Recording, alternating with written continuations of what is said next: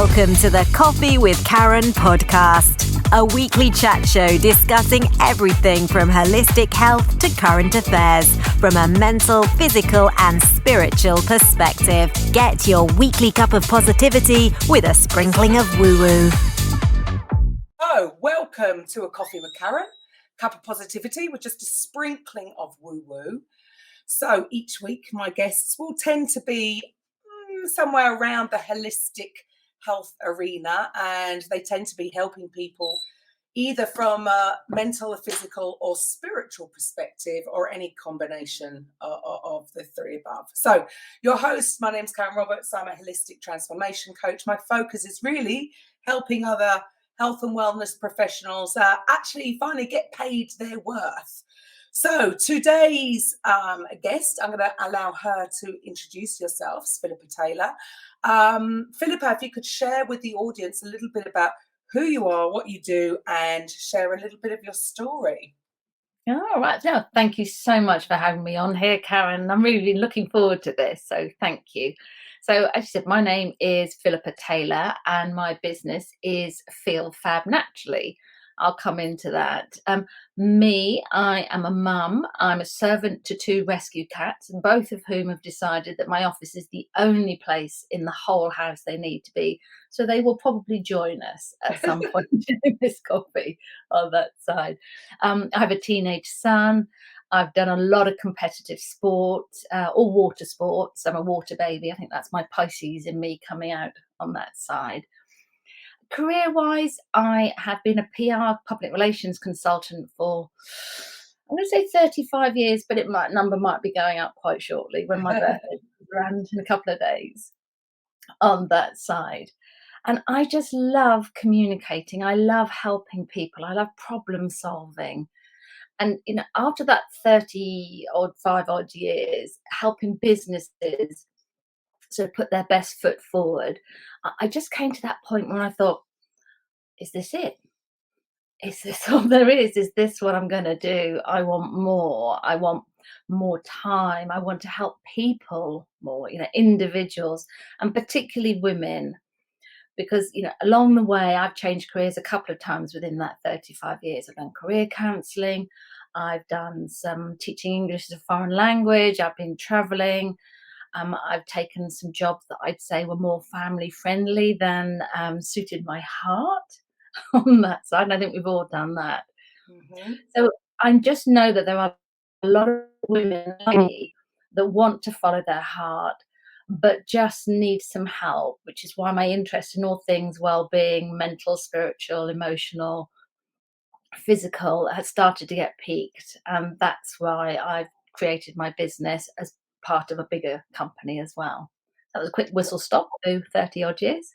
I think this is really something that we're seeing so much, that people, possibly due to what's happened in the last couple of years, have come to the realization that is what they're doing heart-centered. Because I suppose we all get drawn into this, what we should be doing. You should get qualified, you should go to university, you should go and get a job that's going to pay well, and maybe people are doing things for nothing's wrong, but the wrong background story, for the wrong reason in general. And then of course it's very difficult to leave, right?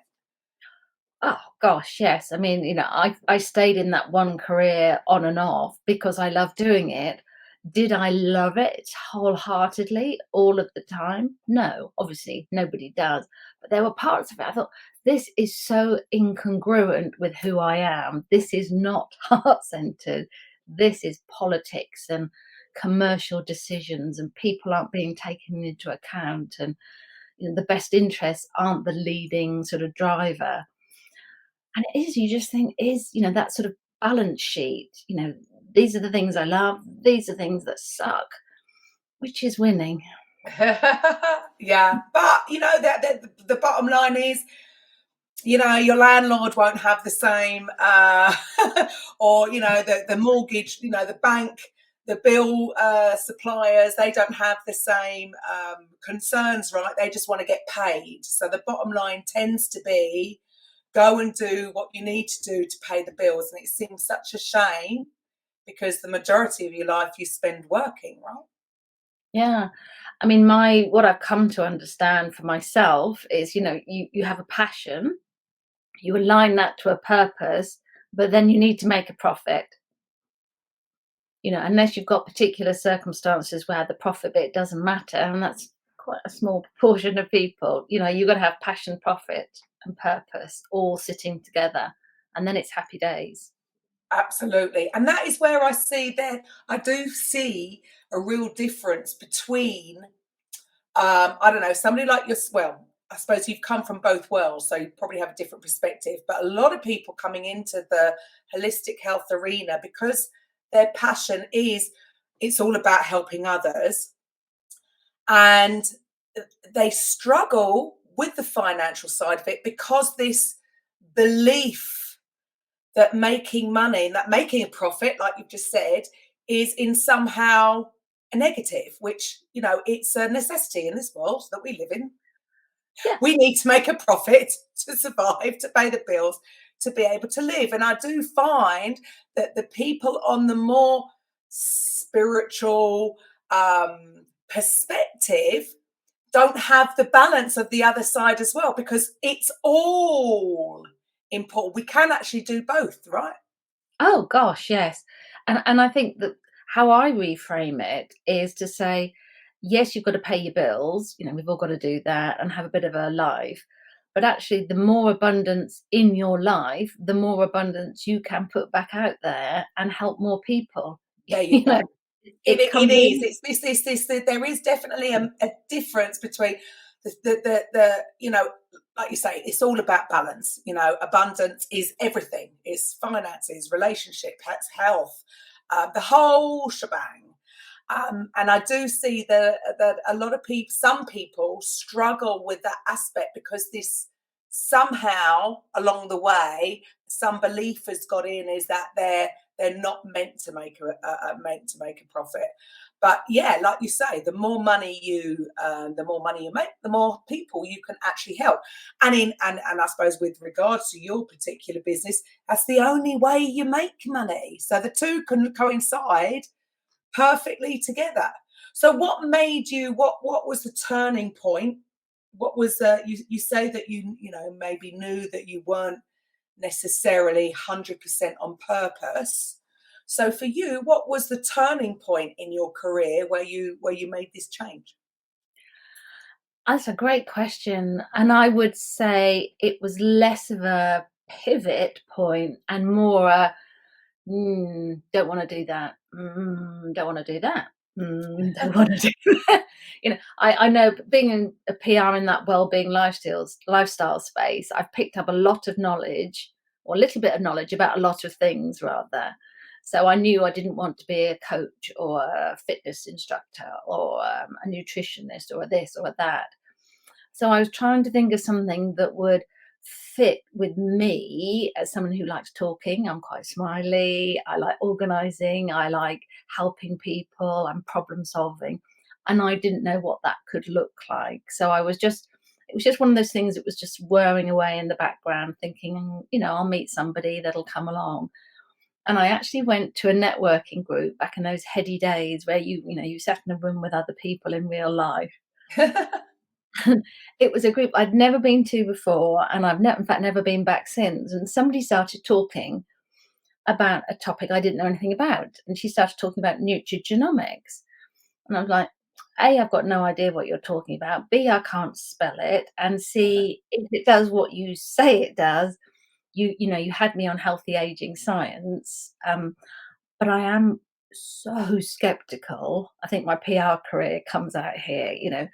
Clients come to me and say, I've got the best thing ever. It's kind of revolutionized the world. And you go, well, it looks, first glance, it looks amazing. Let me just go and check it out. And you go to like the National Medical Library PubMed, or you go to whatever's relevant for that business. And, you start poking and prodding and lifting the stones. And 9 times out of 10, there's nothing, there's no substance. So that didn't work for me. But with this company, I was like, okay, I'm going to go to PubMed. I'm going to check out the independent peer-reviewed science behind the company and the unique product that you talked to me about.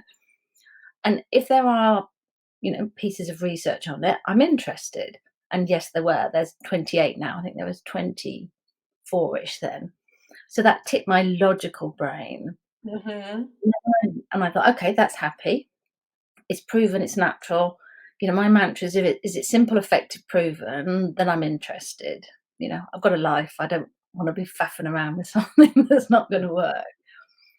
So then I looked into the business, and direct sales is something, I'm sure we've all been at the receiving end of a not very nice approach. There are a lot of people that are quite, through no fault of their own, that's just been what they've been told to do, are quite Spamula Anderson, and that just makes my toes curl. So I said, look, I can't go down that route. That's not congruent with me. And it's like, no, this is a heart-centered business. Our team is called Team Heart. And I'm like, okay, I need some proof. So again, long story short, found that it's very much about how can you serve other people? How are you going to add something to their life? If they feel better, they can do more. And that sang to me. So it was that combination of science and being heart-centered. And I thought, well, this is it, eureka. Right. So what is it? What is it? Yeah, sorry, I haven't even got that far. Not a very good PR consultant. Anyway, the parent company I work with is called LifeVantage, and the product that attracted me in the beginning is something called Protandim NRF2. In essence, what it does is it turns on your own antioxidant production again, because that turns off in our mid-20s. So that for me was a while ago. For the listeners who think, well, what is an antioxidant? Could you explain what an antioxidant is? Yeah, of course. You know how people say, oh, you must have your blueberries and your oranges and your apples and eat loads of vegetables because they've got antioxidants. What an antioxidant does is basically keep your cells working at the optimal level. Because when we breathe, when we eat, when we exercise too much, we exercise too little, the pollution, EMFs, smoking, alcohol, that's all called free radical damage. And a free radical is basically, a little ion that goes around going, right, I need to get balanced out.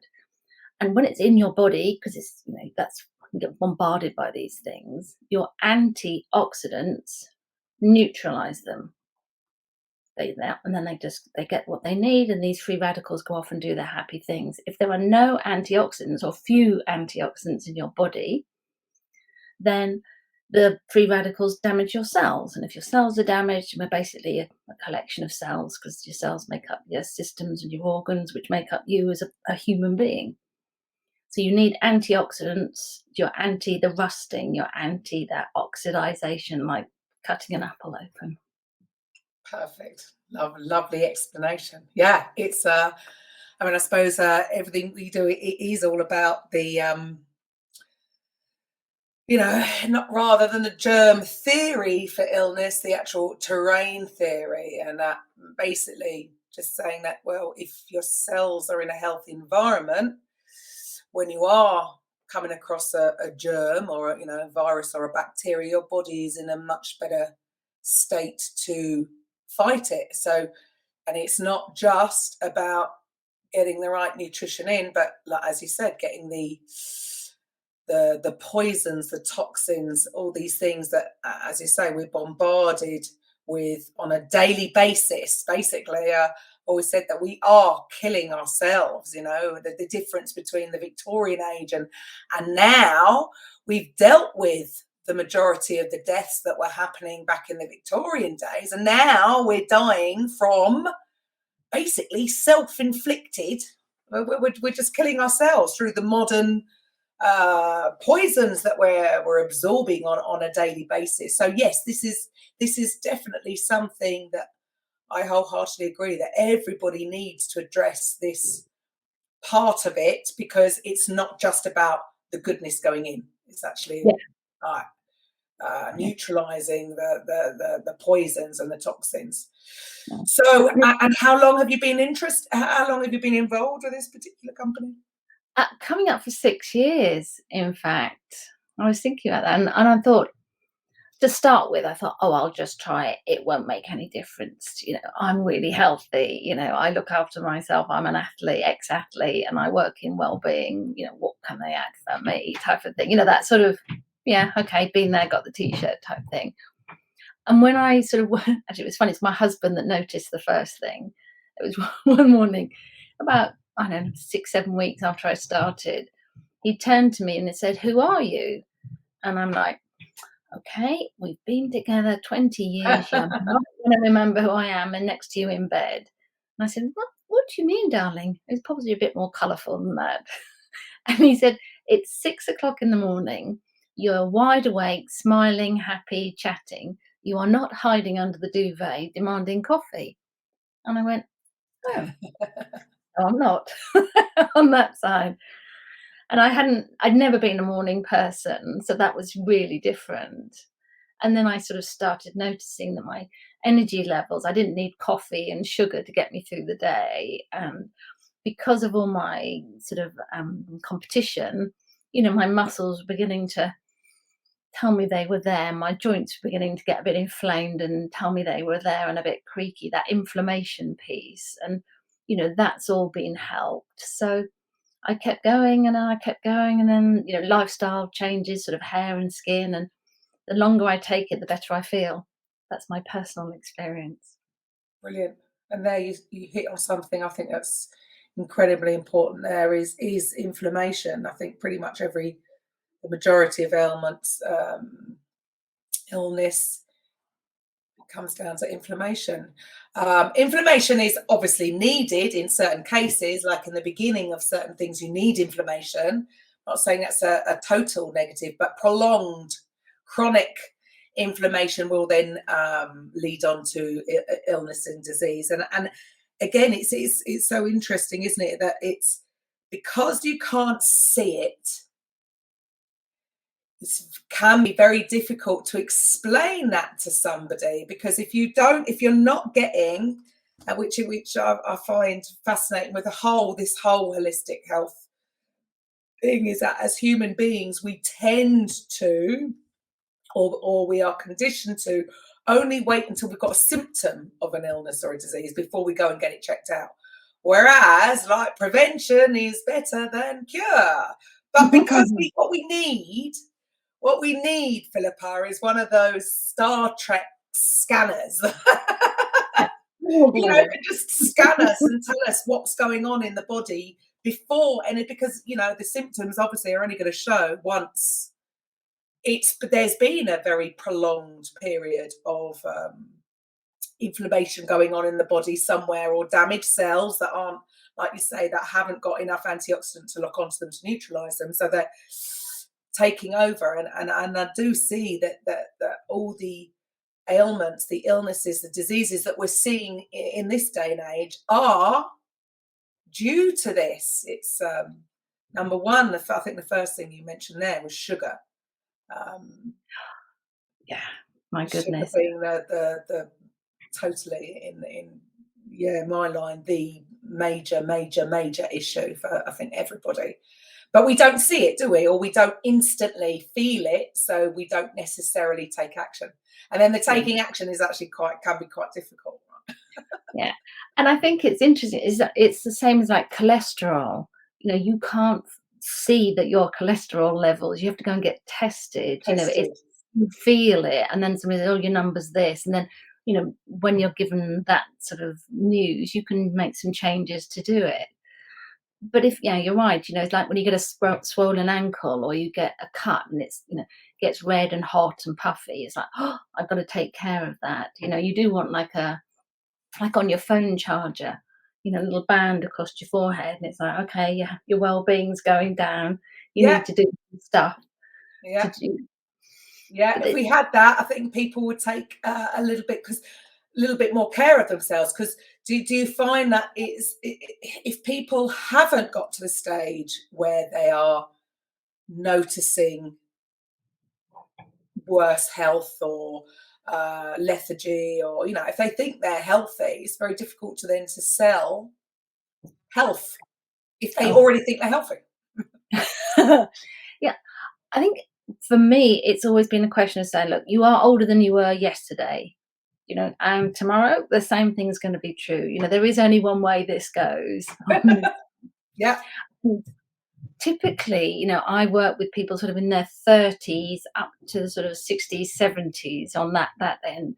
And it is at a very different point where people start to notice that they're not 20 anymore. It could be someone in their 30s goes, do you know what? I used to be able to go out and have a really heavy night after a session in a gym, tough day at work, and I do it all the next day and the next day. And now, if I do just one of those things, I need to take it easy for the next couple of days. Right. Or somebody might say, I'm hitting that midlife menopause, things are beginning to change, I just can't recognize myself, and that's another trigger for people, and I could go on and on, people just Yeah, sure.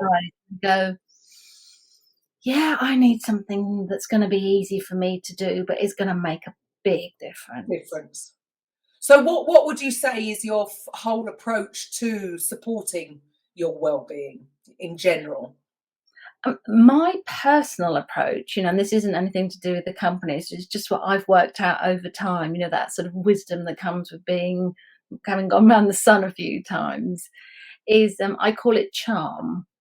And that C is the community, being connected to people, whether that's friends, family, local neighborhood, a sports club where you worship, whatever it is, being connected, from giving your time and expertise, if that's relevant, to doing a random act of kindness, or just smiling at someone, giving them a compliment, just connecting with people. Oh, here's a cat coming along. So, the H for my charm is hydration. Always have a glass of water on hand. Mhm. Because if you're thirsty, you're already a bit dehydrated. And I wish more people would actually take that on board. Again, I think that's one thing that I see, that the majority of people. I actually even read, there was a book that I read once, that our body's many cries for water, something like that. That even that could be the simplest thing to correct a lot of things, because they do not know that they are dehydrated, and there's no way people are drinking enough water, and in the correct way. Because I've had it where I had a friend's daughter, and she wasn't well, and the mum said, well, she drinks a lot of water. She drinks 3 liters a day. I said, really? I said, well, that's actually probably bad, because she's probably flushing the important minerals out of her body. And so the importance of having electrolytes in your water so that you absorb it, because it's not about getting water in the body, is it? It's about actually having the cells hydrated. Two very, very different things. So hydration, yes, I'm with, and it's interesting to say their community, and I would, it's very similar to the way I look at things. It's all about reducing the ways to reduce stress, I suppose, reduce cortisol, and working in the community, giving your time. So again, that whole gratitude, that whole feeling place. So so C is community, H is hydration. What comes next? A is the activation. I'm, obviously it's the company I work for, but I like the principle of getting your body to do what it used to do.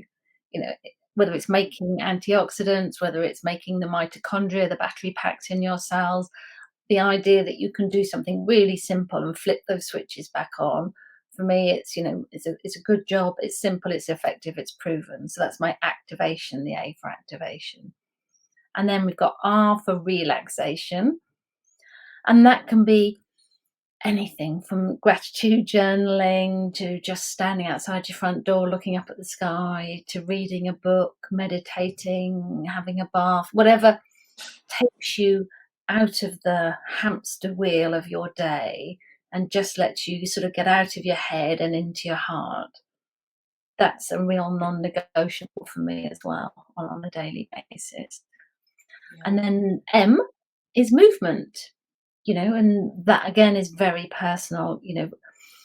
With my water sports background, if I'm not getting hot and sweaty and out of breath, it's not exercise. I've tried some of the calmer ones and it's not for me. Give me a boot camp or a run, or, get me out on the water, big smile on my face. But anything, just walk around the block, get out in fresh air, ideally exercising outside. You've ticked off another thing. Is to be outside. But just, we've got joints and muscles because we're meant to move. Oh, and again, see, all of those things that you've said is just so, they are so underestimated. I mean, sitting in a chair for 8 hours is not natural. Your organs just sitting there. We're not designed for that. Yeah, I think there's more damage, long-term damage done by that alone. And then I know that, busy city workers think they can, combat that through going to a boot camp at the end of the day and work out really hard. And it's not. And actually, it has been proven. I can't remember the research paper I saw recently where they tested. I think she was a waitress compared to somebody that sits in a desk all day, and the waitress was healthier because she was just a little bit of movement. Again, it didn't have to be the high intense. And I'm the same. I come from teaching Les Mills for 20 years and body pump and Les Mills grit, high intense interval training. I was of the same opinion. If you're not totally going for it, then it's useless. It's just not simply true. If you're looking for health, just health in itself and anti-aging, any kind of movement, or if you sat in a chair, just getting up, we've got so many tools, haven't we? Setting up something on your phone, an alarm to just get up and move around the office a couple of times every hour. It's amazing how easy, and that's almost like a reminder to myself, because I do it myself, right? Yeah. I find that I've been sat here for hours. It's just not healthy, right? Yeah. And it's, when you're in the flow of something, then you do lose track of time. But then it's like, okay, I've sat there for however long, I'm going to go outside and walk for 20 minutes. Yeah. And it's so good for your mental health as well. You're connecting back with you, and then you go back and you go, oh, okay, I can change that. Oh, no, that's pretty jolly good, whatever it is. But you're taking yourself out to be refreshed. There's so much in that even. Do you think things are changing with a lot of companies, that this realization that the mental perspective and the physical is definitely linked? Maybe the spiritual they're a little bit slower on, but at least they've, I think, finally admitted that, yes, there is a huge connection. And like you say, especially if you're problem solving and you're focused in on something for so long, you need that break to go away, to distract, to maybe calm your mind down, calm that the voices in your head going, the stories you're telling yourself that maybe you can't fix this problem.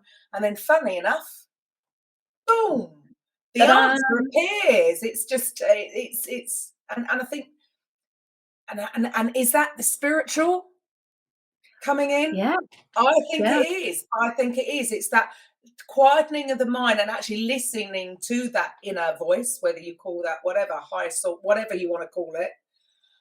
Where does it come from? It comes from within you, but it is that spiritual perspective that the woo-woo that nobody really wants to talk about, because it's not logical. But actually, we know it to be true, because, like we say, I don't know, or go and sleep on it. It's the same thing. It's the same thing, isn't it? Go and sleep on it.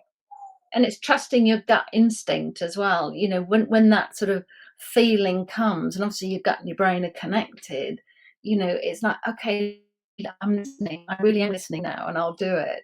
And I think a lot of the Wellbeing at Work programs are almost paying lip service.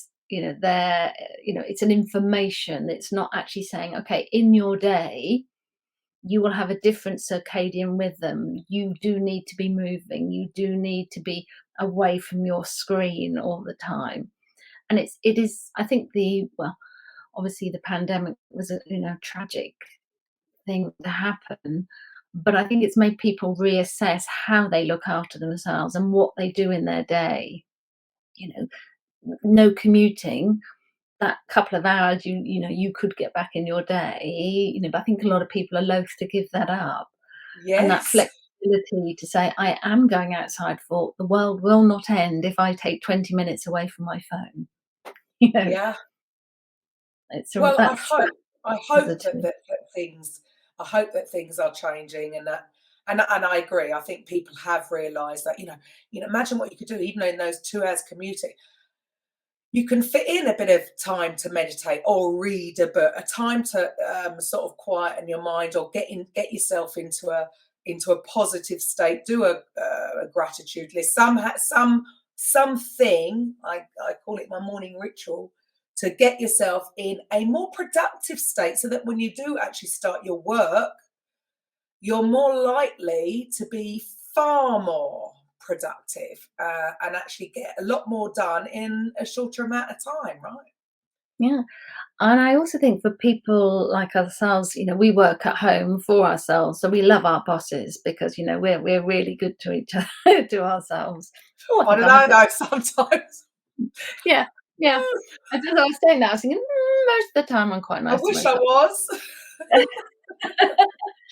But it is that whole time management piece, isn't it? It's like putting those boundaries in. I can sit in front of my screen for hours and achieve very little. Whereas if I make myself think, okay, I'm going to do this task for half an hour, whatever it happens to be, I'm way more productive Oh, because I'm not faffing around playing Office or scrolling or whatever. I mean, there was a book, what's it called? 168 Hours, You've Got More Time Than You Think, Laura Vanderkamp.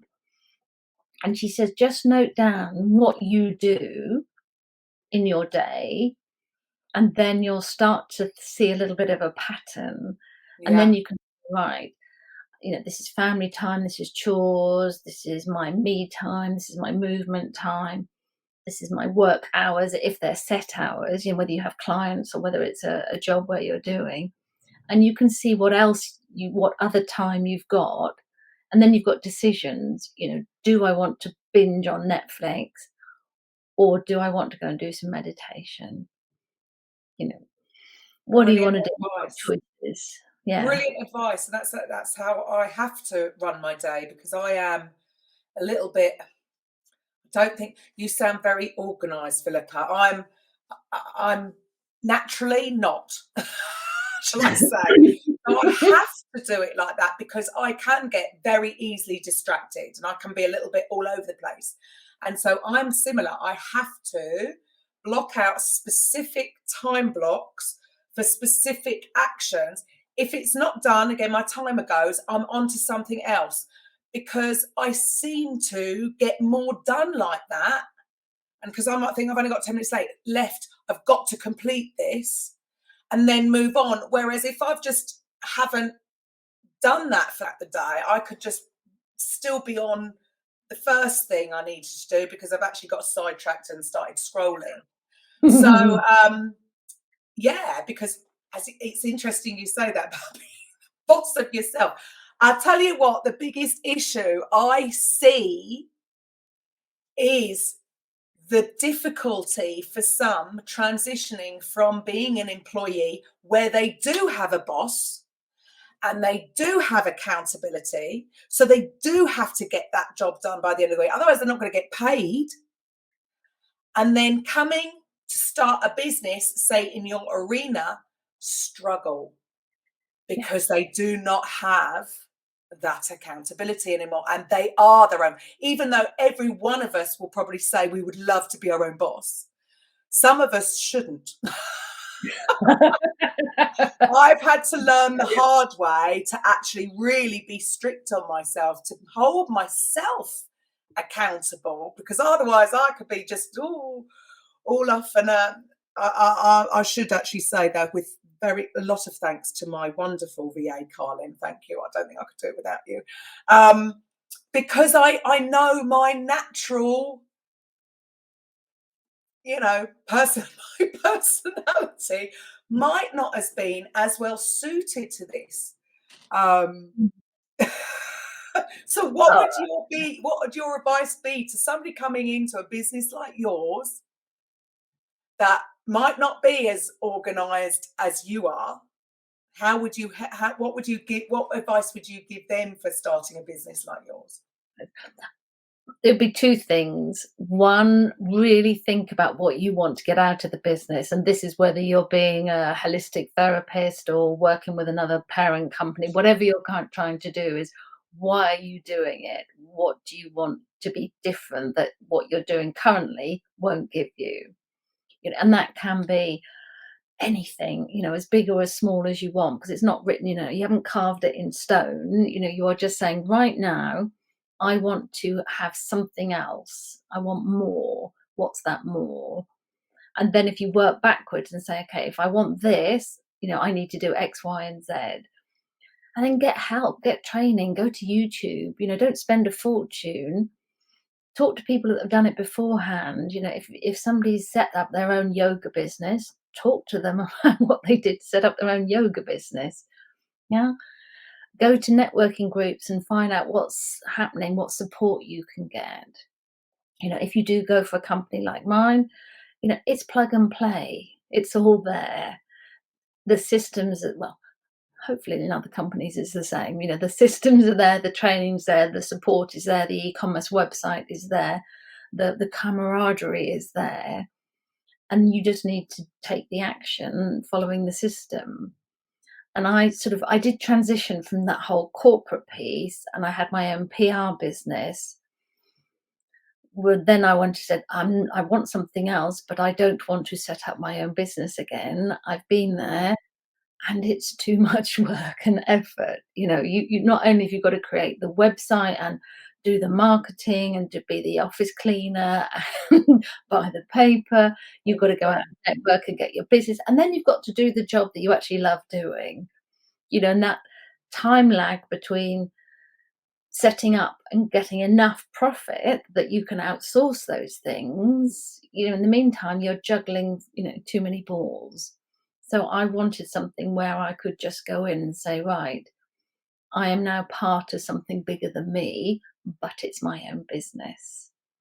So it's horses for courses. Well, best of both worlds. And so with this particular, I know this particular company. I know that's not the only product that they do, but I know that's their flagship product, I suppose I would say. But because biohacking, I love the word biohacking. I suppose I come from I went more into sort of the ketogenic diet for therapeutic purposes, which is a form of biohacking, and actually fasting. Fasting is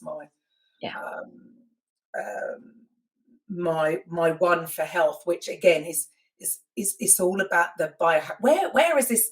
I know this sort of word has been thrown around a lot for the last 10 years or so, but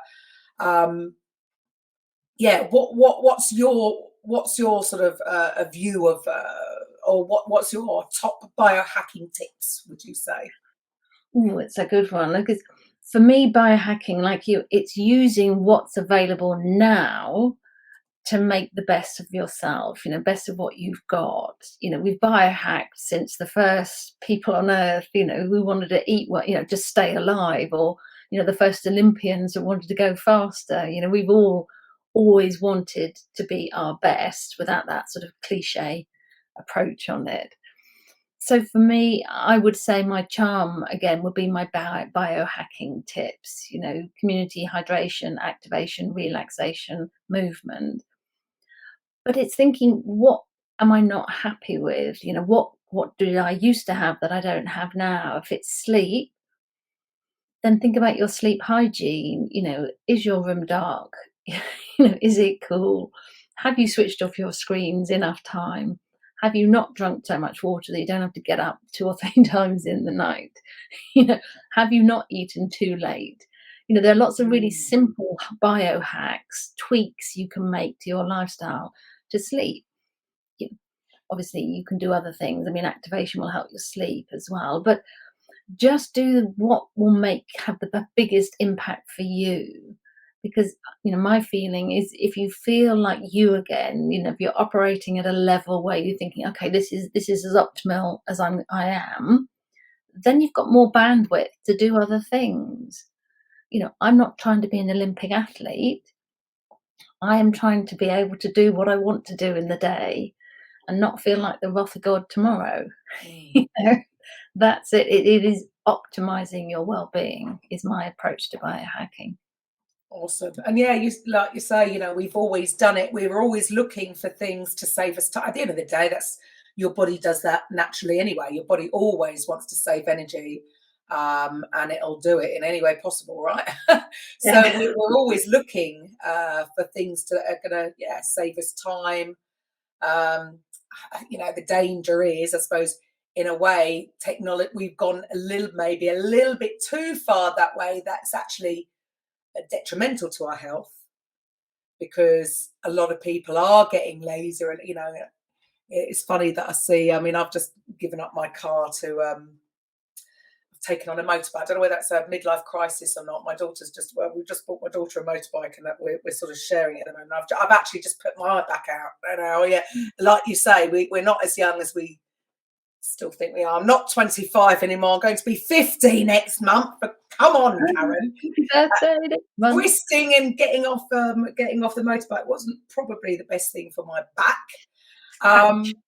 But I find it funny when I see people on the electric scooters, and you think, just walk. We're just doing everything to just get away from doing any activity that is actually going to start to become detrimental to our health. So there's a fine line, isn't there, from we want to save energy, and we want to do that, but then we also there's certain things that we've got to keep, right? It's balance. If you want to go out and have headspace and do yourself some good mentally as well as physically, just go for a walk. If you're in a rush to go from A to B, get on an electric scooter or your bicycle. Better. You might not look quite so glamorous when you get to the other end. Yeah. But just do the little things every day are all going to make a big difference. And I see people in the supermarket, they'll have a Diet Coke and a bar of chocolate, and I'm like, oh dear, really? I can, yes, I'm 80% of the time do the good stuff, 20% of the time, eat as you like, eat, drink, and be merry. But if you don't fuel your body and your mind and your soul, you're going to be out of kilter. That is it, and that's so not easy. I suppose it is easy to change. You can make the decision. The trouble is, it is a complex conversation, because there's more to it, isn't there? It's like people are going for the quick fix, and especially we've seen this with lockdown, and people becoming depressed and anxious. They're actually going for the dopamine hit that these things, and trust me, I've done it myself, and I should know better, but it is, it's funny looking back, and what the reasons why. You're actually going for the dopamine hit that substance, whatever it is, whether it's alcohol. It's, in my case, everybody knows that I'm a bit of a Prosecco lover myself. But you're going for the dopamine hit. Yeah. At that time is more important than the long-term, the health issue. And it is such a shame, and it is so complex, and it is, infuriates me that, you walk into a garage and it's just it's just such an array. Come on, cut it back. I know I shouldn't say things like when I was little, but you had only a certain amount. I hate that. Have I actually said it on radio? But there's just too much choice. It's just there in front of you. There's Deliveroo, and it's all promoting unhealthy unhealthy food, and it is the quick fix, and it is, and the trouble that I see is that it is affecting the people who are struggling even more mentally. When you're in a good place, it's funny, isn't it? When you're in a good place, it's almost like you have that clarity of full vision, I suppose, in a way that, no, I'm going to make a decision on what I'm going to eat today, and I'm going to choose the health. Whereas when you're in that low vibration, not feeling right, and you just want something that's going to instantly feed that, it's about the feeling place. And this is where I say, the mental, the physical, the spiritual, it is all encompassing with everybody, because they all have a knock-on effect to each other. And when we are feeling better, we are in a higher vibration, we will naturally, instinctively go for something that is going to better ourselves. And it does frustrate me that, unfortunately, it's like they're aiming it at the lower end, the people that are not in that place. Vibrationally even, and it's sort of, it seems to be dragging, you're either going up or you're going down. There's no such thing as inertia, right? You cannot stay. Sometimes I'd like things to say, just pause for a moment, just let me hang here, let me feel sorry for myself for a minute. But you're either spiraling up or spiraling down. Such a shame. But so for anybody that's out there that knows they've got to, not they've got to, that's a terrible word to use, that they're looking for, at the end of the day, we all want a bit of anti-aging. I'm going to be 50 this is, like you say, we're not getting any younger. So can you reel off the benefits of this? You've mentioned, I know you've mentioned it's biohacking, anti-aging. You've mentioned, what else? Helping with sleep and energy. What are the other benefits that this can give people? Okay. Sleep, energy, inflammation are the three main ones, but obviously they ripple out. That's what I find so fulfilling for me, is that while this is the only way to do this, it is unique. It's one of those eureka moments when you know, but it is universal, because we are all individual. We've all had a different life journey. We've all had a different health journey. If your cells are working sort of optimally, that impacts everything else. So, people come to me with stories about how this has changed, and they don't need that anymore, and they feel better this way, and their mental space is better. We could be on here for days if I reeled off all the stories about it. I'm not claiming anything, but better cells mean better you. That's the quick summary. And one of the things that I always say to people is, look, it's something you take every day. You flip the switch on, you feel better, you do more. You don't take it, a couple of weeks, the effects have completely gone, you go back to where you were. So again, it's something that you can do that's really easy, it's affordable, simple, effective, proven. And, I say it's over 80%, 82, 83% are still on it after a year. And, people don't stay on things if they don't feel better. Yeah, sure. And it is, so we really are looking at your cellular health. Yeah. It's looking at cellular health. And again, it's when people, I think they're coming to that, with what's gone on, that, of course, cellular health is actually everything. It just means that, again, not making any claims, but it makes sense. To me, the whole terrain theory is just like, why are we focusing on the other when terrain theory should be the thing that we should be focusing on? You get a goldfish that's sick, the first thing you do is clean the water, clean its environment, and guess what? The fish gets better. It's not difficult. It really isn't. We've overcomplicated things. Totally overcomplicated things, and it just seems totally crazy to me. But so there is obviously the health benefit side of it, and then obviously there's a business side of it. So then who would be an ideal, I don't know, candidate or anybody looking to start a business or whatever? What would you say? Great question. Thank you. And again, it's somebody who wants more. They want something else. They want to follow their heart. They want to say, they feel like there's something else they can give.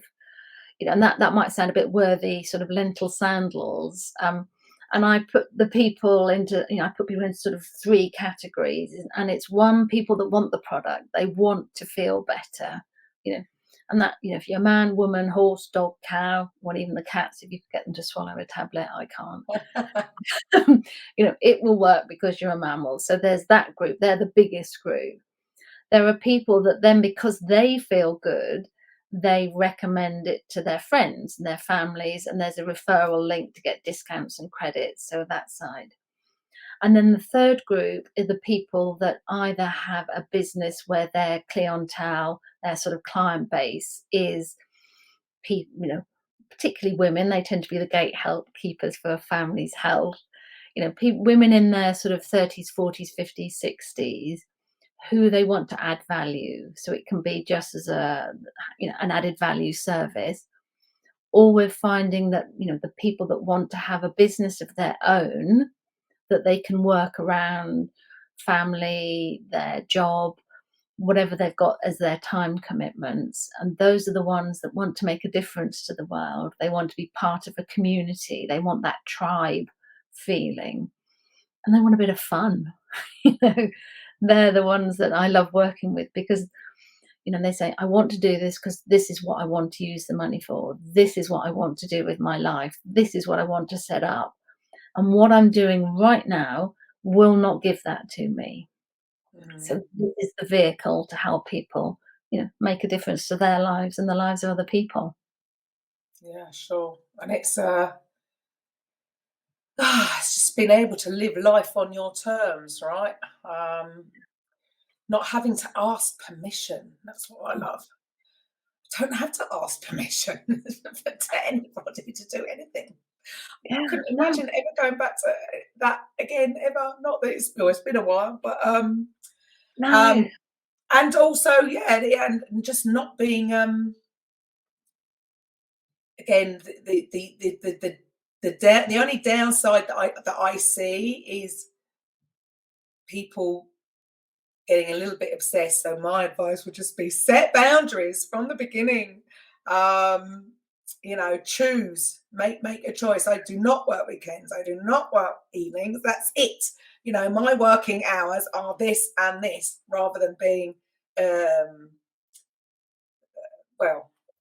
surgically attached even to your phone, which I see so many in this industry, which I think is such a shame, because most people come into this kind of industry because it's not always just about the money, but it's also the time freedom, and then they lose their time freedom because they're obsessed with their phone.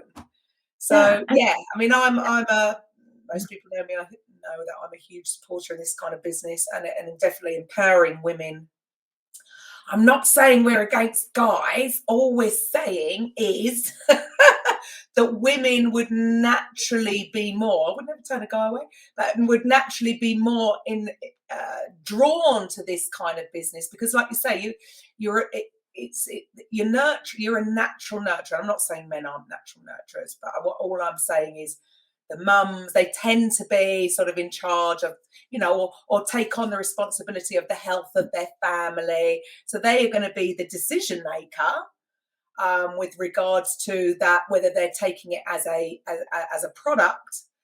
And then also, I think it's a great opportunity, this kind of business for women who are looking for something more, or who have come out the being mum and their kids are getting older. And, I don't think it's going to be long, but I'm going to start getting empty nest syndrome. I know it's coming.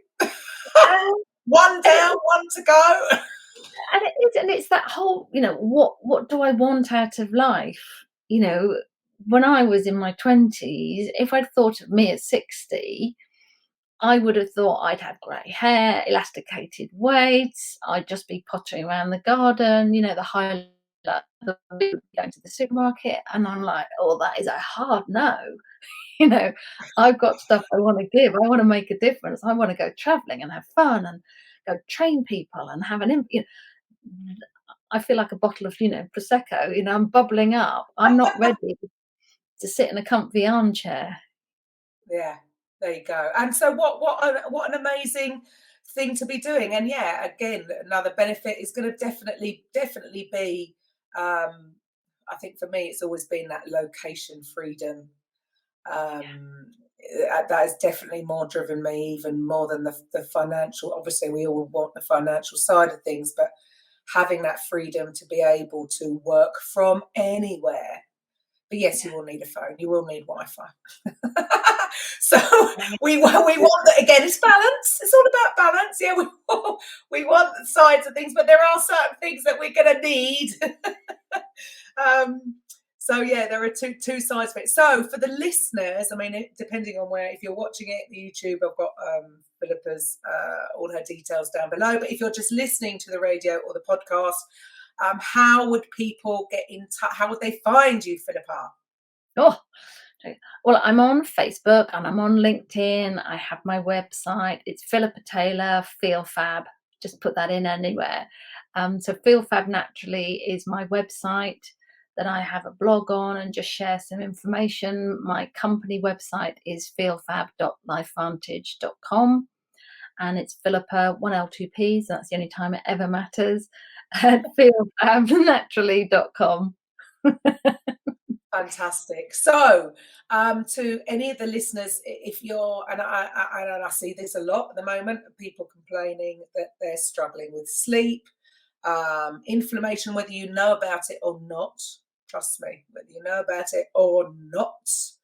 And what was the other thing? What were the top three? Energy.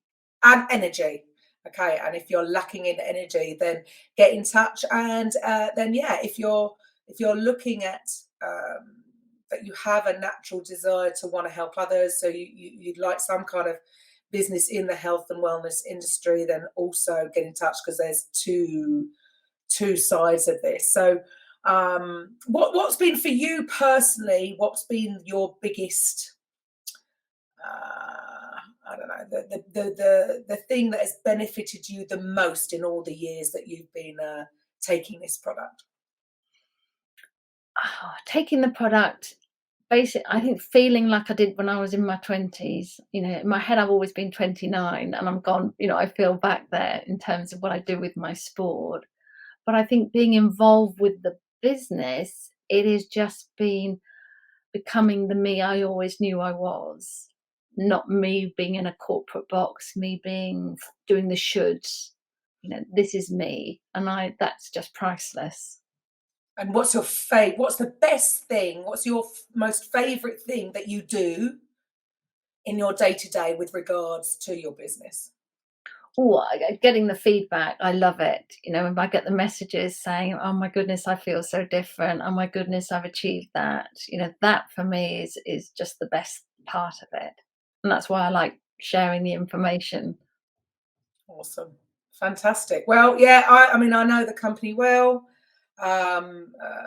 Very trustworthy company. I know the product has phenomenal testimonials. So if you're interested in any of this, then please get in touch. So thank you so much for your time, Philippa. It's been fantastic talking to you. And yeah, it's great, with this show that we are sort of connecting with so many like-minded individuals who are all on the sort of same path, just really looking to help people. And it's not just about their health, but it is about their wealth. So it is the mental, the physical. There is still a little bit of woo-woo. You might not admit it, but there is a little bit of woo-woo somewhere in there. Definitely. I'm sorry whether you know it or not. It's there. So thank you for your time, Philippa, and to the listeners, I will be back next week. Welcome to the Coffee with Karen podcast, a weekly chat show discussing everything from holistic health to current affairs from a mental, physical and spiritual perspective. Get your weekly cup of positivity with a sprinkling of woo-woo.